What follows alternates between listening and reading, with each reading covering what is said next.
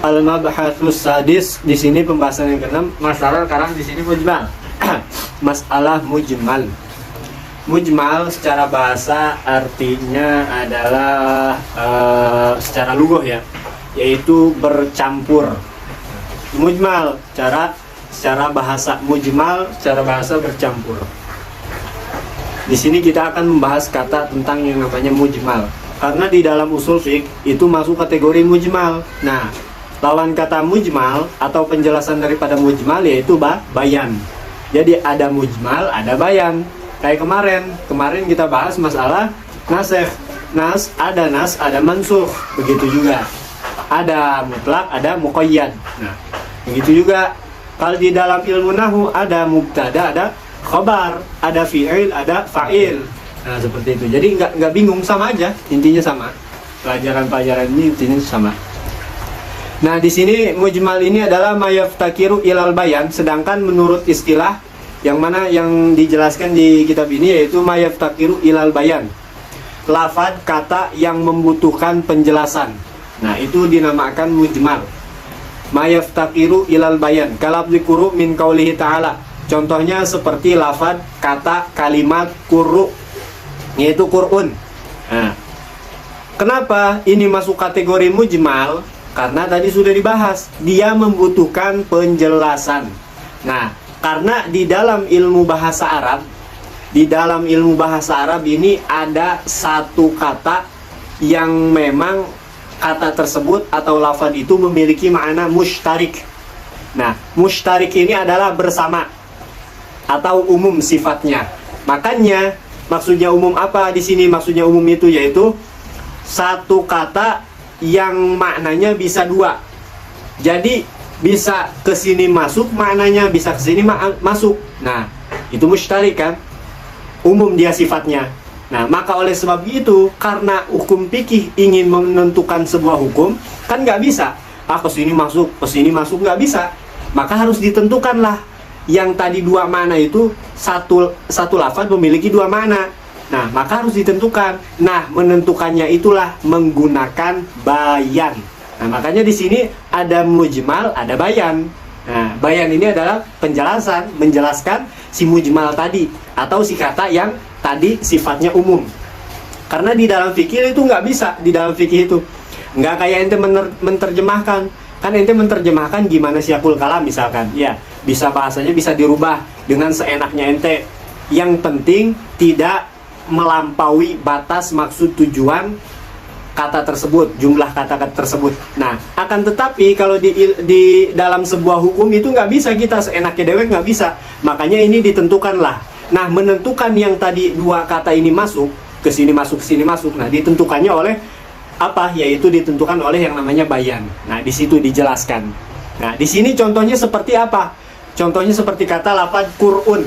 Nah, ini lafaz Qur'un sudah di zaman dahulunya, sudah di zaman para sahabatnya, sudah jadi apa? Sudah jadi perdebatan, sudah jadi perikhtilapan.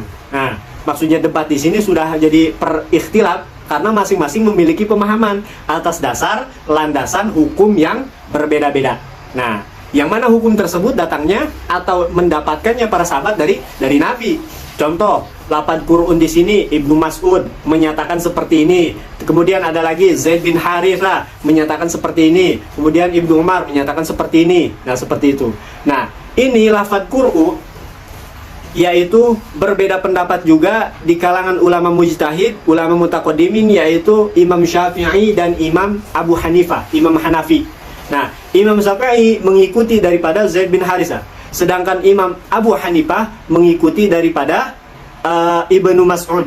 Nah, seperti itu, Ibnu Mas'ud.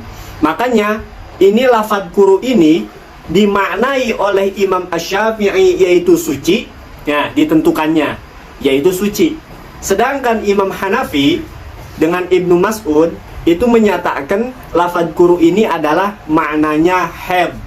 Nah, makanya lafaz Qur'u inilah dinamakan mujmal, yaitu lafaz yang membutuhkan penjelasan. Nah, tadi mayaftakiru ilal bayan. Karena nggak bisa menentukan satu hukum tapi kesini bisa, kesono bisa, nggak bisa. Masalah ini kita mau menentukan hukum, ya, bukan menerjemahkan, bukan menentukan hukum.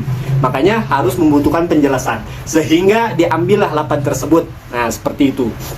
Nah, di sini contohnya yaitu lafaz Qur'un yang mana ada di ayat Al-Qur'an wal mutalliqatu, orang-orang yang ditalak, dicerai. Berarti para wanita yang dicerai. Ya tarobasna, dia harus menangguhkan atau menahan bi anfusihina, diri-diri mereka salah satu quru, selama 3 masa. Nah, di sini nah ulama bingung tuh, berbeda pendapat. Makanya di sini karena 3 quru. Nah, quru ini apa? Ya. Nah, secara makna quru ini ya masa, 3 kali masa, kan gitu. Cuman yang dimaksudkan di sini ini bisa pa'inahu, maka dijelaskan lagi pa'inahu yahtamilul haid.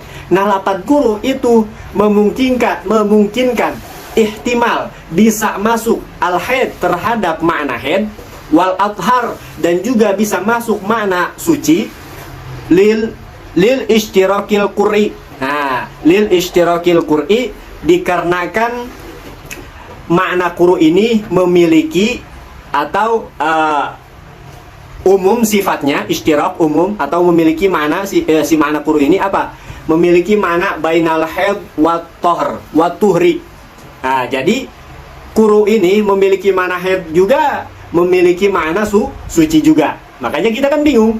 Nah, kalau kemarin kita bahas, kalau wanita ditinggal lakinya mati, maka masa idahnya berapa kemarin?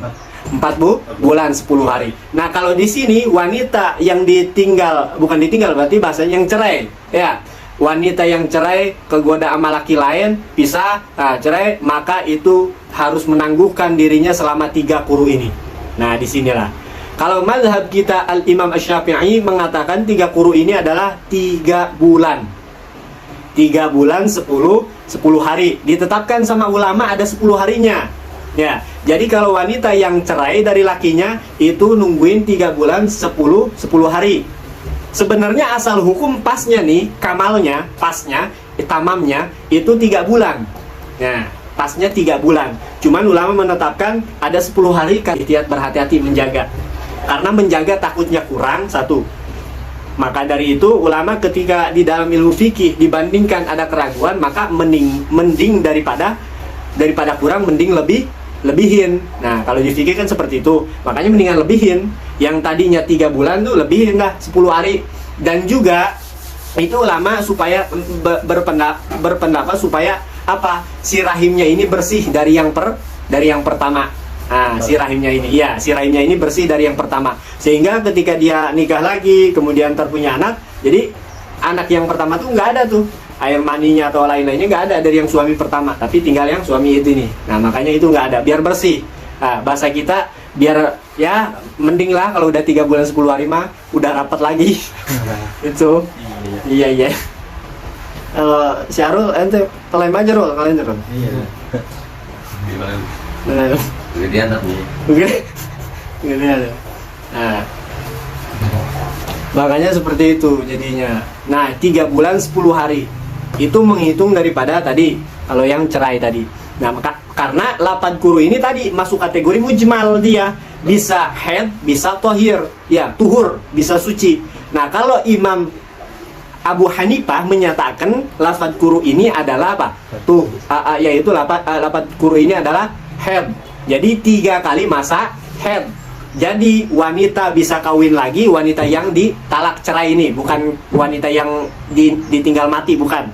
Wanita yang ditinggal talak cerai, maka masanya yaitu menunggu bisa kawin lagi 3 kali zaman haid. Nah, seperti itu. Atas dasar landasan kenapa Imam Abu Hanifah dan Imam Syafi'i berbeda? Imam Abu Hanifah memiliki keterangan dalil yang ada.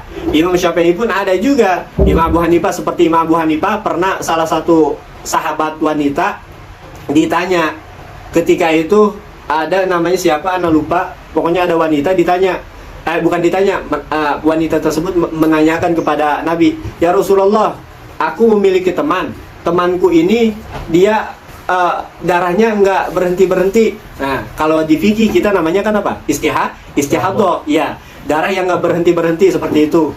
Maka istihadah. Maka kata Nabi SAW, kata wanita tersebut, apakah wanita itu gimana sholatnya? Apakah wanita itu sholat atau di enggak sholat, kan seperti itu. Maka Nabi menyatakan kepada wanita yang nanya, kasih tahu ke temanmu itu tuh, suruh dia duduk. Nah, suruh dia duduk dalam arti apa? Enggak sholat pi ayamil kuru, katanya. Enggak sholat di hari-hari kurunya ini. Nah, makanya di situ Abu Hanifah menyatakan, oh, lafaz kuru ini haid. Nah, seperti itu. Karena pi ayamil kuru, katanya. Ente gak usah sholat di hari-hari ketika ente sedang kuru. Nah, makanya dia, oh, kuru ini berarti haid. Karena wanita tadi menanyakan darah yang terus-terusan keluar, seperti itu. Sedangkan Imam Syafi'i kenapa menyatakan kuru ini adalah tuhurun, suci? Karena ada hadis juga. Ada hadis juga yang dibawakan daripada Sayyidina Umar, yang mana ketika itu anaknya, Ibnu Umar, Abdullah bin Umar, ketika itu anaknya mau cerai. Nah, Sayyidina Umar datang kepada Rasulullah, ya Rasulullah, anak-anak ini cerai sama istrinya Ibnu Umar, sedangkan dia sedang keadaan hamil, katanya. Kemudian kata Nabi SAW, kasih tahu, perintahkanlah anakmu untuk apa? Kembali lagi. Maksudnya apa? Suruh di roj'i, suruh balikan lagi, katanya. Nggak boleh ditalak karena dalam keadaan mengandung. Nah, dalam keadaan mengandung. Setelah itu Nabi menjelaskan, ketika engkau balik lagi, kemudian sampai di situ, kalau nggak salah, sampai di situ sumayat rukuha. Kemudian ente balik lagi, ente rujuk lagi, kemudian ente tinggalkan, boleh ente tinggalkan, dalam arti ente cerai boleh, hatayat huro, sampai dia ini benar-benar suci, kalau seandainya memang lagi head. Nah, cuma tahidho, kemudian kalau dia seandainya head lagi, kemudian cuma tathur, ente tungguin dulu suci. Kemudian setelah itu setelah itu serah ente, mau gimana aja, mau ente talak, mau silahkan, mau bebas. Jadi ketika sedang hamil, nungguin dulu biar dia lahiran dulu. Nah, setelah lahiran nunggu dia masa suci dulu. Kalau sudah suci, kemudian dia nunggu dia head dulu. Nah, setelah nunggu head, nunggu suci dulu. Nah, kalau udah beres semua, nah baru udah bebas. Mau ente talak, mau ente ceraikan, bebas, seperti itu. Nah, itu atas dasarkan hadis yang dipahami oleh Imam Syafi'i. Makanya menyatakan daripada kuru ini adalah, oh, berarti masa kuru ini adalah suci, kata Imam Syafi'i. Karena apa? Head. Kesimpulan daripada head, tahid, yaitu apa? Tathur. Ketika itu Imam Syafi'i menyatakan, oh, suci, berarti dia menyatakan, makanya Imam Syafi'i beliau menyatakan suci kuru ini, lafaz kuru ini. Makanya tadilah ini, lafaz kuru ini memiliki makna mujmal. Jadi memiliki satu kata memiliki dua makna. Nah, seperti itu. Nah, kemudian ada di bawahnya itu bayan. Wal bayan ikhraju syai', mengeluarkan satu perkara, min haizil iskal, dari lingkaran kesusahan maknanya, atau kesusahan makna, ila haizi tajali, menuju lingkaran yang jelas, dalam arti supaya jadi jelas. Nah, jadi itu mengeluarkan satu hukum atau mengeluarkan satu lafaz yang tadi berada di posisi yang sangat susah, kan dua, dia memiliki mana dua, ila haizi tajali, supaya jadi jelas hukumnya yang mana, ditentukan, karena dua. Ya, masa nggak bisa kita dua-duanya, oh, kesini masuk, nggak bisa. Itu harus ditentukan, karena apa? Ini adalah sebuah hukum, nggak bisa kesini masuk, ke situ masuk, nggak bisa. Dan seperti itu. Nah, al-awal, kemudian setelah itu wahwa anwa, bayan ini terbagi menjadi beberapa bagian. Yang pertama ada bayanun, sebuah penjelasan bil kaul, yang mana penjelasan tersebut menggunakan ucapan bil kaul. Kakaulihi ta'ala, contohnya yang ada di firman Allah, fi shaumit tamattu', puasanya orang yang ibadah haji tamattu'. Ente tahu ibadah haji tamattu'? Hah? Ente tahu? Ibadah haji tamattu' ini adalah ibadah haji yang mendahulukan umroh baru haji, atau ibadah yang satu ibadah menjadi dua ibadah. Apa? Contohnya ente berangkat dari rumah mau niat umroh, nah pas udah waktunya haji ente niat haji juga, nah itu namanya ibadah tamattu. Atau ente mendahulukan ihram dulu, nawa itu niat ihram umroh dulu, setelah niat ihram umroh dulu baru niat ihram haji. Nah, itu makanya mendahulukan ihram haji, umroh baru ihram haji. Nah, itu namanya haji tamattu. Nanti ada pembahasannya. Intinya jadi panjang. Jadi kesimpulannya itu dulu aja intinya. Nah, ini maksudnya dijelaskannya yaitu apa? Di dalam puasanya orang haji yang tamattu. Nah, maka penjelasan tersebut apa? Kan tadi lafadznya mujmal, berarti mana yang mujmalnya? Puasanya orang yang ibadah haji tamattu. Maka dijelaskan, ya, karena tadi penjelasan ini kata mujmal itu bisa ditentukan oleh bayan atau bisa ditentukan oleh penjelasan yang tadi sudah dijelaskan, ikhraju syai' min haizil iskal ila haizil tajalli. Nah, seperti itu. Nah, makanya bayan ini bisa berupa 4 macam. Yang pertama tadi itu penjelasan melalui firman Allah, seperti tadi contohnya mana? Fasyamu salasati ayyamin.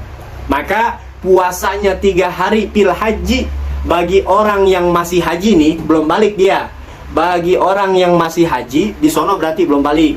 Wasab'atin, dan 7 kali dia puasa 7 hari idza raja'tum, apabila ente udah balik dari haji. Tilka, jadi kesimpulannya yang itu tadi 3 sama 7 asyaratun kamilatun, jumlahnya berarti 10 pas sempurna. Jadi kesimpulannya bagaimana? Bagi puasanya orang yang ibadah haji modelnya tamattu, maka dia wajib puasa 10 hari. Nah, inilah bayannya. Jadi bayan ini, penjelasan yang tadi memiliki makna mujmal atau kata mujmal, itu bayannya melalui yaitu ucapan Allah. Kemudian ada juga wasani yang kedua, bayanun bil fi'li. Penjelasan yang model penjelasan tersebut menggunakan pekerjaannya Nabi SAW. Contoh seperti mana? Kabayani fa'alin Nabi SAW kai fiatas sholah wagai riha. Contohnya seperti Nabi melakukan, yaitu contoh sholat. Mana yang dijadikan mujmal? Yaitu ayat Al-Quran sholat. Mana lagi yang dijadikan mujmal? Yaitu ayat Al-Quran zakat. Mana lagi yang dijadikan mujmal? Dan lain-lainnya, puasa. Ya, itu kata ente mujmal bukan? Itu mujmal. Contoh, karena apa? Dari mana sholat? Itu memiliki mana apa? Sholat ini. Hah? Mana yang sholat? Arti daripada sholat? As-sholat hiya doa. Ya, makanya kita memahami kata Allah Subhanahu wa taala, aqimus sholah, ya, dirikan ente sholat. Berarti seolah-olah kita harus mendirikan doa. Sedangkan yang dimaksudkan, yang dipakaikan lafaz ayat tersebut bukan kita mendirikan doa, tapi mendirikan sholat itu yang model kayak gini, Allahu Akbar, ya, sampai assalamualaikum wassalamualaikum. Nah, itu sholat. Begitu juga zakat. Zakat, asal makna zakat ini apa? Tazkiyah. Apa zakat? Suci. Nah, berarti ketika wa ita'uz zakah, kata Allah, ya, ente tunaikan zakat. Nah, masa ente tunaikan zakat berarti ente suci dulu, bersuci? Nah, enggak. Tapi yang dimaksudkan, yang dikehendaki wa iradatu hadhil kalimah, yaitu tazkiyah tadi, yaitu apa? I'ta'u yaitu memberikan sesuatu. Makanya itulah. Nah, ini tadi lafaz mujmal tadi. Begitu juga puasa. Kata Allah, ente harus puasa sebulan penuh di bulan Ramadan. Secara mana puasa ini apa coba? Nahan. Nah, nggak ada perintah tuh seolah-olah, pokoknya ente ini puasa. Nah, berarti nahan. Pokoknya serba nahan. Ente nahan kencing, berarti itu masuk kategori puasa. Ente nahan yang namanya tidur, berarti itu masuk kategori puasa. Cuman nggak dimaksudkan itu. Nah, makanya setiap lafaz yang tadi membutuhkan untuk menentukan satu hukum, itu menentukan bayan. Nah, bayan inilah bisa tadi oleh kaul yang ada di dalam Al-Quran, bisa bisa juga oleh pekerjaan Nabi. Contohnya seperti apa? Sholat. Nah, kata Allah apa? Aqimu sholat, dirikanlah sholat. Kemudian ayat tersebut disempurnakan oleh hadis Nabi, yaitu apa? Shollu kama ra'aitumuni. Nah, ente sholat sebagaimana sholatnya anak, sebagaimana ente ngelihat sholat anak. Nah, kayak gitu. Nabi kayak gini berarti kayak gini. Nah, ini makna sholat tuh. Ini yang dimaksudkan kata Allah, ente tuh harus sholat. Oh, jadi makna sholat tuh ini apa? Makanya ulama menafsirkan makna sholat secara istilah apa? mubtatahatun bitakbir wa muhtatamatun bitaslim. Nah itu permulaannya dimulai dengan takbir Allahu Akbar dan diakhiri dengan salam. Nah itu makna daripada pada sholat. Nah seperti itu. Begitu juga zakat. Kata Nabi SAW, kata Allah Subhanahu Wa Taala, ente harus mengeluarkan zakat. Nah dijelaskanlah sama hadis Nabi. Kata Nabi SAW, oh zakat itu kayak gimana? Ya ente zakat sebagaimana kayak anak, seperti itu. Nah begitu juga puasa dan lain-lainnya. Nah seperti itu. Karena apa? Karena akan di ayat Al-Quran juga ada ayat yang menyatakan misalkan tata cara sholat itu seperti ini. Sholat itu ada waktu-waktunya. Nah sholat ini di waktu-waktu, puasa juga ada ketentuannya. Iya memang benar. Cuman kan ketika itu ayat Al-Quran gak langsung turun satu kitab gitu, satu lembar, satu buku, enggak, kan berangsur-angsur turunnya Al-Quran ya, secara ayat per ayat. Makanya ayat Al-Quran turun, Nabi juga menjelaskan daripada ayat tersebut yang dikatakan sehingga masuklah jadi hadis Nabi penjelasannya tersebut. Nah seperti itu. Kemudian yang ketiga, bayanun fil kitab, menjelaskan daripada kitab, penjelasan yang modelnya melalui tulisan. Kitab di sini maksudnya tulisan. Nah, makna kitab itu sebenarnya secara sigoh adalah sigoh masdar yang dipakai seperti kitab ini sigoh sigoh isim mausul. Kitab ini sebenarnya maknanya adalah sigoh isim mausul, cuman dia dipakaikan menggunakan kitab. Nah, masdar. Padahal secara hakikat maknanya adalah isim mausul. Apa kitab ini? Yang ditulis. Makanya arti kitab ini apa? Tulisan. Nah, kitab ini ada tulisan. Kabayani, contohnya seperti apa? Bayani maqadiri zakah, yaitu menjelaskannya Nabi atau menuliskannya Nabi SAW terhadap ukuran-ukuran timbangan-timbangan zakat. Wadiyatil a'dha, dan juga menuliskan Nabi SAW yaitu apa? Diat. Tahu ente diat? Diat ini adalah ganti rugi terhadap orang yang menghilangkan atau melukai anggota tubuh orang. Makanya di dalam Islam ini masuk kategori apa? Hukum qisas. Nah itu. Makanya ada bahasa nyawa diganti dengan nyawa, mata diganti dengan mata, al-ain bil ain, kata Al-Quran. Iya, wa nafsi bil nafs. Nah itu. Nah, ada hukum diatnya, ada ganti ruginya. Makanya di dalam Islam ada seperti itu. Wah keras ya Islam, bukan keras. Justru ente yang kelakuan ente yang keras. Ini menunjukkan kenapa Islam seperti itu, supaya ente tidak mengentengkan satu hal. Supaya ente punya tangan, jangan main kelepak baik.